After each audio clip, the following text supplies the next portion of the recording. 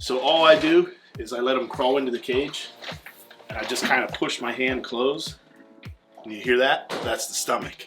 And then I come down after that, and boom, there's a little bump. Boom, boom, boom, boom, boom, boom, boom, boom, all the way down. And you feel the little bumps about the size of a marble. No. No? So go ahead and let her pull, and then just go like this and pull down against her. There you go, that's the stomach. Good God. Yeah, keep going. Yeah, feel it? Okay, yeah, like, I feel boop, that. boop, marbles. Oh, I can see it going. Look at that. Yeah. You can actually see that on camera. Okay, I got it. So we just got done visiting our friend Garrett over at Reach Out Reptiles because I wanted to pick out another dwarf reticulated python. So as some of you might remember, about 4 years ago, I picked up Solomon here from Reach Out Reptiles at NARBC Tinley Park. This was like the first time I believe that I really heard of dwarf and super dwarf reticulated pythons, and Garrett is like the guy to go to if you want a dwarf or a super dwarf. By the way, if you do happen to reach out to Garrett about a retic, make sure to mention that I sent you, because Garrett said that anyone who says that I sent them will get 75% off their retic. So just make sure that you mention my name and you'll get the discount. He might even give it to you for free, honestly. I'm joking. But for real, tell him that I sent you so that I can have brownie points. Maybe if enough people buy a retic from him because of me, he will let me have a super dwarf cow. Yeah, anyways, I got Solomon from Garrett about 4 years ago. He's a dwarf retic. This is pretty close to his full size. He's like 7 feet long. That's just insane because most retics get around 15 feet long, if not a little bit bigger than that, if you get a mainland. Having Solomon, I really fell in love with retics. So at this past Tinley Park Expo, I went over to Garrett and I was like, hey, kind of want to get another dwarf, kind of want a female to put with Solomon. And we kind of decided it would be cool if I visited his facility. First of all, checked it out because I've never been there before, and he has so many cool animals there. Also, so that I could actually see all of his snakes that he has available and pick out the perfect female for Solomon here. So that is what we did. And while I was there, I also filmed a little bit for their channel. So they have a new YouTube channel, which you guys should totally check out. It's called Wild World TV. And I'll have the video that we filmed for their channel linked down below. And yeah, you don't want to miss that one out. It was definitely an interesting video. He definitely didn't intentionally assault us with a rock python. Oh man. And yeah, other shenanigans ensued. So just check it out, it's chaotic. There's also another fun video that we filmed at Tinley where Amzadic and I had a little competition that we didn't know was a competition, and I did lose, but that's okay. Make sure to check out their channel and subscribe to it. The quality of their content over there is just awesome. I love it. Yeah, aside from that, I did end up picking out a female dwarf retic to pair with Solomon, and Garrett showed me around his facility. We get to see like what a full-grown female super dwarf looks like, which they're so small, it's crazy. Enjoy. This is now the only breedable adult Karampa in the country. Wow. You're welcome. Pure female. So she's an old lady. That wasn't a thank you How old? Well, we don't know. Oh, okay. All got. Okay. So I don't think she's like super old, like 40 or anything like that, but she could be 20. Wow. She's been driving for about 3 years, so. See that chaotic pattern and everything that you were Did she talking about? drink yet? No, not Not yet. quite. Next year. Yeah, she's beautiful. She also is actually like full of follicles, so you'll actually see it. See that big Oh yeah. bump right here? Yeah. But we're giving her the year off, just because she's bred like heavily for a few years in a row now, and She clearly trying to doesn't- just keep her prime and go for like longevity and not overbreed her. But some of the babies are crazy. Did you see so these are like smallest of the pure super dwarves, and that's about, I don't know even about, I think that's the biggest she'll ever get. Oh yeah, she ain't getting better. So She doesn't quit feeding her. this is, Just kidding. these are, this was something that I showed you before, but just putting in perspective, this is that Karampa's, it's actually not that Karampa, no, yeah, it is. It's her daughter from 2 years ago, almost 2 years ago, about a year and a half. And then this snake is a newer mainland that I picked up from my buddy Titan Retics at Tinley that you guys were at just weeks ago. And it was hatched literally right before the show. So this snake is, you know, 2-ish months old, and this is about 2-ish years old. Pure Karumpa versus mainland. So you can see even in the head size and everything, the difference. Yeah. You know, it's pretty crazy. Her eyes are so much bigger too, so cute. So this is Kevin Snaken. He's the first U.S. captive bred Karumpa anywhere ever, and these guys are 3 years old. So this is basically where you're at. I mean, he'll probably get maybe a foot longer, but at this point, he's growing so slowly that, you know, he's only gaining a couple inches a year or whatever. So that's what you're looking at for like a pure Karumpa male. So it's like a full-grown super dwarf. Yeah, this is like, again, he's a young adult male. He'll get a little bit bigger, but that's, yeah, basically full-grown super dwarf male. And I mean, this is at 3 months old, 4 months old, you can have mainlands this big. This guy's 3 years old, and he's pretty chunky. You can actually see some little rolly action going on there and stuff like that. So, So you are feeding him. No, Rob's feeding him. That's why he's chunky. Rob likes to feed him. He doesn't like to be called chunky. He's a little sensitive about that. Here, I think Maddie should explain this one to you. Maddie's going to explain this one. It's a marble. That's it? Just that? That's it. Just a cool one. This is a marble. It's the best one. Well, I don't know. Him and Avocado are tied, but he's one of the best ones. Should I pull out an avocado so you can see them side by side? Absolutely. Let them make their own decision. Which one do you like more out of Avocado and him? Honestly, probably this one. I think that's a more visually stunning animal, especially that tail pattern. It's crazy.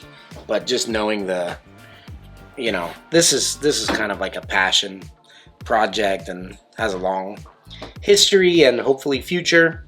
Yeah. So I'm more excited about this. This is a Sulawesi locality that's crossed down into the Karumpa and Kalatoa bloodlines to be smaller. So trying to recreate the look of super dwarfs and get some of those bold blacks and some of the yellow coming out and stuff. His yellow is finally starting to kick in. Hopefully it really fires up in adulthood. Don't you guys need to name a snake? I heard that was going to be a thing. Yeah. I named the whole morph. That's true. You can tell him that one too. Here, What did you name the morph? I did. You didn't hear about that No, yet? Oh, perfect. So this is the morph that I just created all by myself. You created it? I did. Yeah, no. Nice. Well, you can see on the back with the Krispy Kreme, you get the really nice donuts that are connected together. Well, with this one, you get lots of very nice titties. It is the titty morph. Don't edit that out. I had nothing to do with this. Around here we call them motleys. Not anymore. Titties. We gotta make as many titties as possible. Everywhere. Flood the market. It does present a cool opportunity for the Save the Tatas snake-related sticker. Yes, Save the there you go. Can we call it Tatas? Like Jamps, Kiowatis, and Tigers. That's the three categories you can pick from. So this is a platinum anery. I really like that the anery stuff makes all the silver. Platinum adds color, but then the anery like takes all the red out. So you end up with this like kind of like greenish highlighter yellow color. What about that? Is that a good enough one for a name? Yeah. How about Titabawasi? What? What is it? Hit of velocity? Titabawasi. How do you? You're gonna have to write that one down. All right. How do I spell this word? T-I-T-T. Titties. A B A W. Oh, wow, that was unexpected. Turntables is What? A. Titabawa. It sounds like a locality. Yeah, hold on. The Titabawasi locality. S-S-E-E. SSEE? Yeah. I just sometimes I see weird things like that on the freeway when I'm driving, and I'm like, that's a good name. You should have named it something. One of your fans is going to be like, oh my gosh, I'm from there! Yeah. Tittabawassee love! Tittabawassee pride! Hashtag Tittabawassee. Tittabawassee. I think it's a good name. So you want to see my picks for Solomon? Yes. Yeah, help you pick out a girlfriend? Yes. We're going to do the arranged marriage. So I'll give you, how about we do like 4 different choices? Okay. Are you okay with 4 choices? Not a crippling amount. Yeah. All right. Any more than that? Then it's over. All right, so I love the Anery morph. Just like that platinum Anery was like real bright chrome and silver.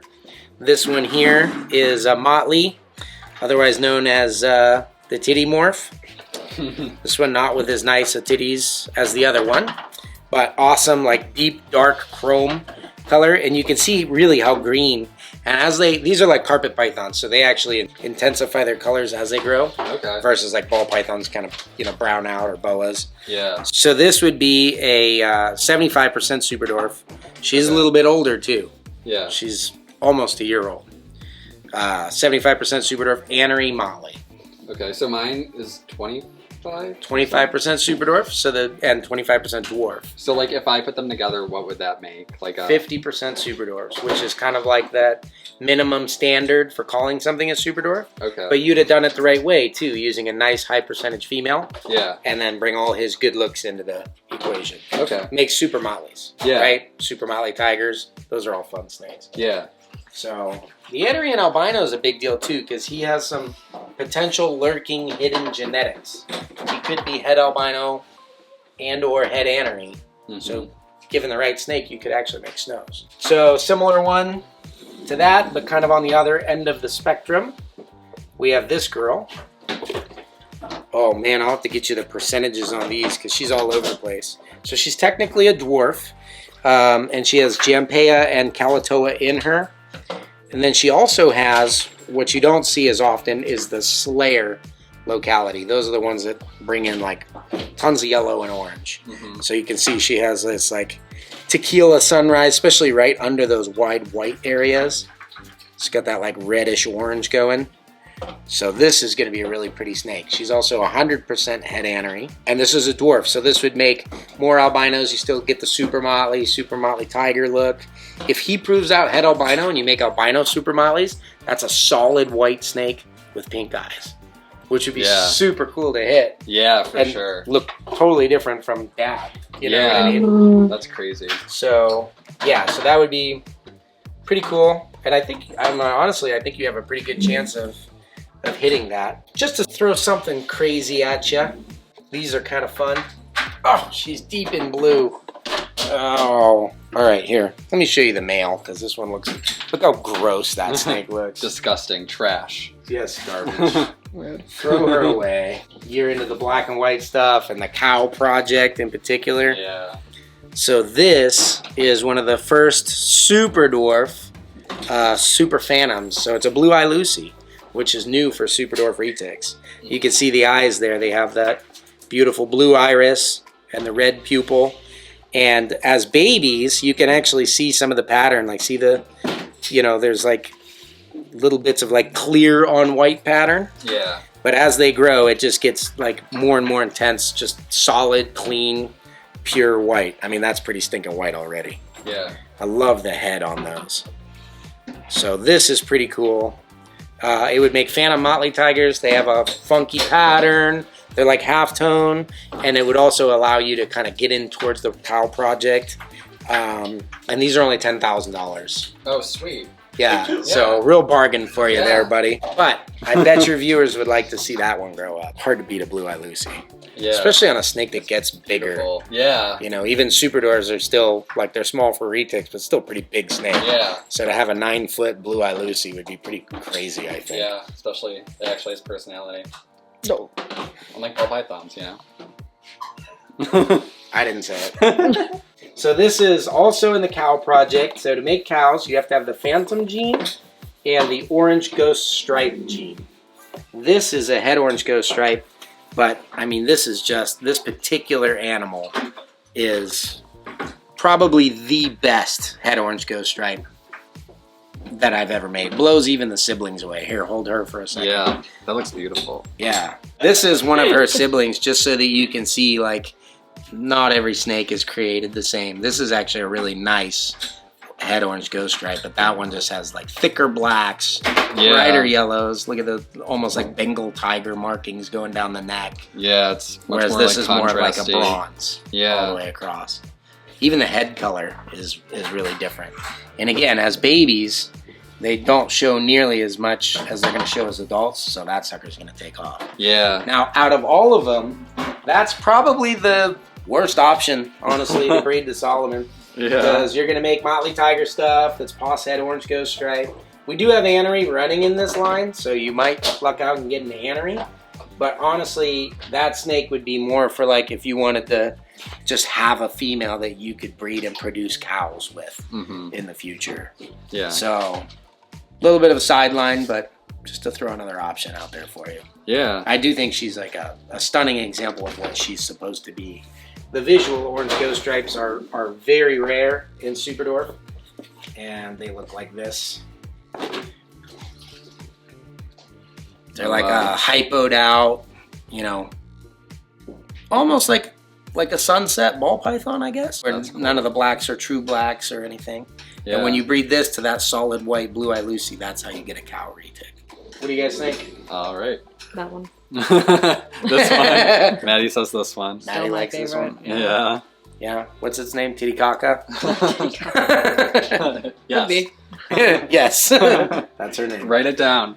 This is my favorite part. I just like to see what everybody likes. Like, size-wise, I really like, obviously, the super dwarfs are like, they're really cool just because of how small they stay. But I almost want to get something that gets a little bit bigger because I do really like bigger snakes. Obviously, I'm not trying to get like a mainland. So, Well, you'll unnecessarily pay more for like a high percentage super dwarf because it's more expensive to get all those morphs and shrinking them down. It takes so many generations of selective breeding to really work that out. So if you wanted a little bit bigger snake, definitely like bang for your buck and good looking animal would be the white Motley. Is that what you're thinking of? yeah, I think so.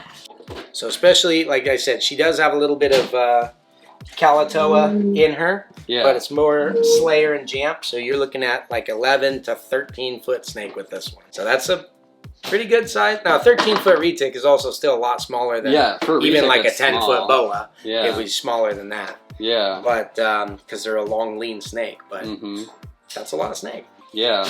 This one, it's the most unique looking as far as like, it looks very different from Solomon, obviously.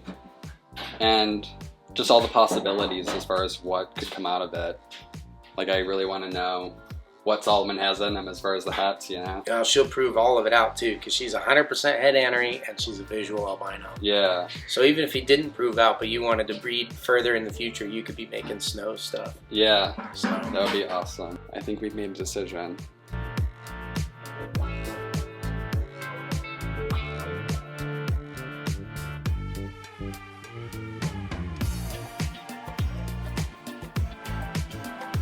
Yeah, as you guys saw, this was the girl that I ended up choosing for Solomon. And she even came with her very own birth certificate. Excuse me. So yeah, she's a Dwarf White Motley and she's 100% head annery, and this is a really good choice for Solomon because Solomon is a Tiger Motley and he is possible het albino and possible het annery. My goal obviously was to hopefully prove at least one of those out. If I could prove both of them, that would obviously be awesome.